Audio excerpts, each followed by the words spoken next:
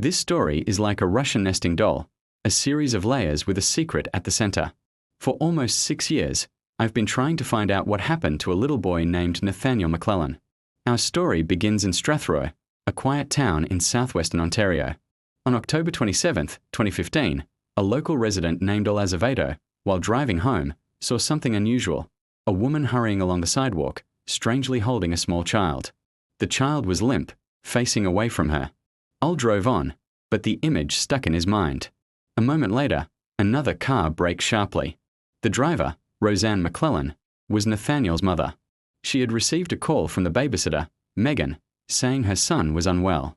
Upon seeing him, she rushed him to the hospital. Chaos erupted in the emergency room.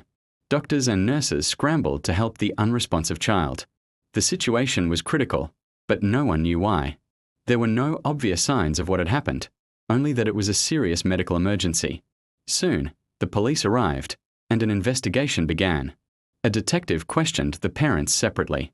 When he spoke with the father, Kent, he asked an unexpected question: "Do you have a life insurance policy on your son?" Kent's face went pale. He stared at the detective, his mouth slightly agape, as if the question had sucked all the air out of the room. "Life insurance? On my son?" he stammered, looking utterly bewildered. His wife, Roseanne, just shook her head in disbelief, tears welling up in her eyes again. The detective's question hung in the air, heavy and unanswered, as the parents grappled with the implication. Meanwhile, back at the hospital, the news was grim. Doctors informed the police liaison that Nathaniel had suffered a catastrophic brain injury. The swelling was so severe that it was cutting off blood flow, and they told officers that survival was highly unlikely. But that wasn't all. The head pediatric neurosurgeon pulled the lead investigator aside.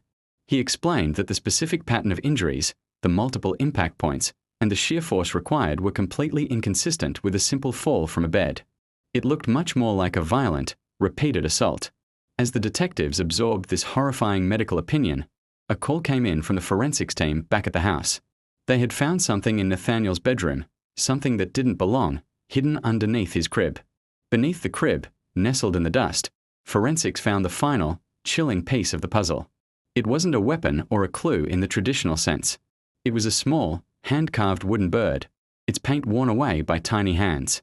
It was Nathaniel's favorite toy, something he never let out of his sight. Why was it hidden there?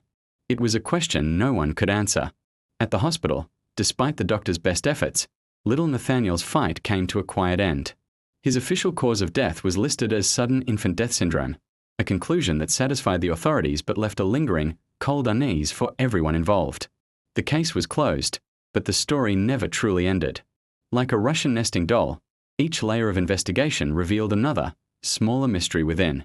And at the very center, the smallest doll of all, lay the unspoken, unknowable truth of what happened in that silent nursery. A truth that was buried with Nathaniel.